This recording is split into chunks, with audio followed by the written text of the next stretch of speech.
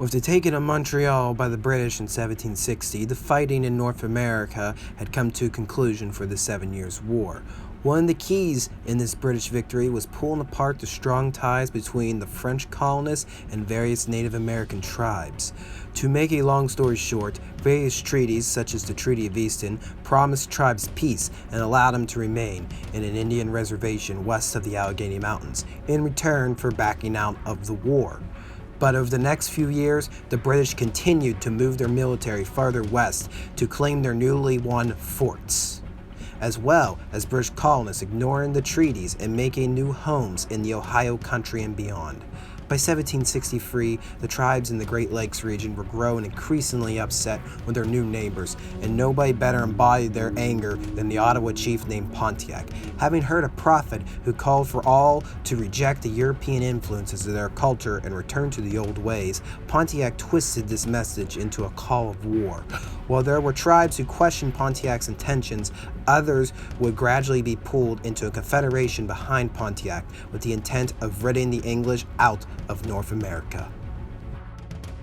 In May of 1763, the rebellion began at Fort Detroit, where the small garrison became pinned down by a growing alliance of natives coming from the Great Lakes, Illinois, and Ohio regions. The war belt was carried further east, and numerous attacks occurred on the frontier posts. By July, 8 major forts had fallen to Pontiac's Confederacy. With the posts of Fort Detroit and Fort Pitt under siege, the British were just beginning to recuperate from a global war and were in disbelief by how quickly the native uprising spread. But there were few regular units still active in North America. But desperate times calls for desperate measures, and the commander of North America, Jeffrey Amherst, ordered the remnants of the 42nd and 77th Highlanders from Cuba back to Philadelphia, even though many were sick. They would be placed under the command of Henry Bouquet, who had prior experience fighting in North American wildernesses during the Forbes campaign. Bouquet would take these Highlanders, a company of his old unit, the Royal Americans, as well as acquiring a handful of Rangers along the way, and made haste across the Pennsylvania colony. While he started out with just 700 men, the sickest were dropped off across the Pennsylvania colony. By the time he had reached Fort Ligonier on August 2nd, Bouquet had just 400 in his rank. The invalid army departed in a headlong rush to Fort Pitt on August the 4th. August 5th brought another agonizingly hot and muggy day for the sickly troops of Bouquet's force, who were in bad need of rest. Bouquet decided to use a secondary trail to hurry his march to the Bushy Run trading post, where his army could refill their canteens. At the head of his column was a detachment of the Royal Americans and 2 light companies of the Highlanders, flanked by Rangers. Sometime around 1, the lead elements of Bouquet's force were in the process of traversing a forested ravine when the forest around them lit up. The entire native force had broken off their siege of Fort Pitt to meet the relief call, setting an ambush at the height overlooking the trail. When the sounds of battle were heard by the main force, they left the supply wagons to take action. Bouquet ordered the Highlanders into position and used their light companies to try and take the hill. In the heat, the soldiers threw off their heavy frock coats and excess attire before charging up the hill to ward off the native advances. But whenever one side of the trail was secured, they would appear elsewhere. The contingent, that included Delaware, Mingo, and Shawnee warriors, were able to cover the ground so quickly the British would believe they were thousands of them. But when in reality, it may have only been merely 300. We may never know the exact numbers of the native force, but what was apparent was their effectiveness to surround the enemy quickly. Exhausted by heat and accumulating casualties, Bouquet ordered retreat back to the small clearing on top of the hill to their east, which would be dubbed Edge Hill. Bouquet ordered his line into a tight oval that would encircle a small redoubt made out of flour sacks, where the wounded as well as horses would be kept. The natives surrounded the hill, keeping to the cover of the woods, and sporadic firing went on into the night.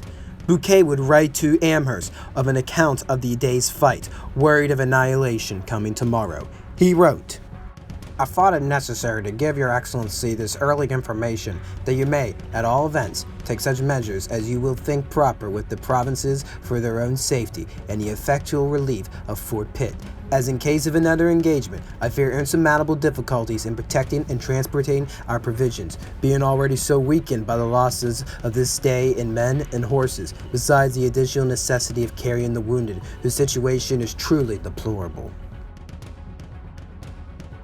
At daybreak on August 6th, the natives resumed their attack on Edge Hill. Every wave would be met by volley fire and the odd fret of the bayonet. Throughout the morning, the natives grew bolder and bolder in their attacks. Bouquet took note of this and thought of a way to use this boldness against the natives.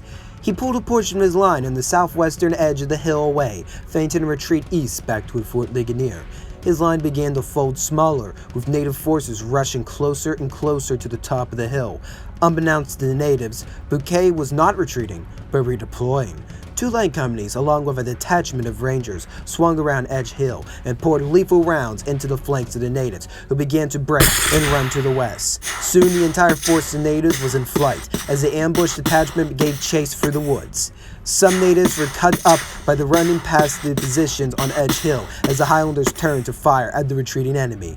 By the early afternoon, Bouquet's invalid army had taken command of the field. Bouquet regrouped his surviving soldiers back upon Edge Hill, deciding to commit their flour and heavy supplies to the flame in order to make for a quicker advance. The butcher's bill for both the British and the Native Americans are disputed, but assumed similar, both losing 50 killed on each side.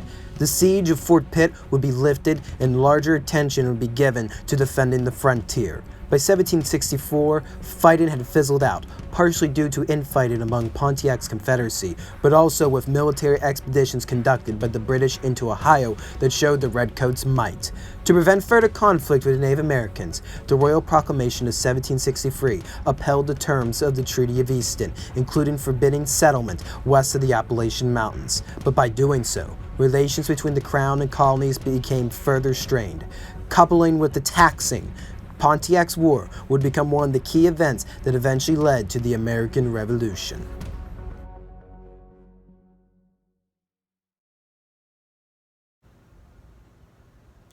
Didn't see you there. Thank you for watching this edition of Construction Paper Battlefield. If you want any further information on the Battle of Bushy Run or Pontiac's War overall, I'd recommend you taking a read here at Henry Bouquet's Destiny, The March to Bushy Run. Link in the description will be for other web pages that I use in the research in making this video. I'm really unsure what the next Construction Paper Battlefield will be.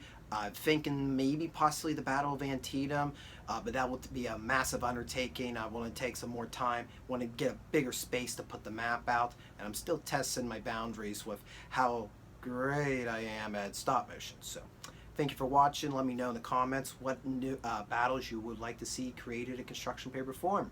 Till next time.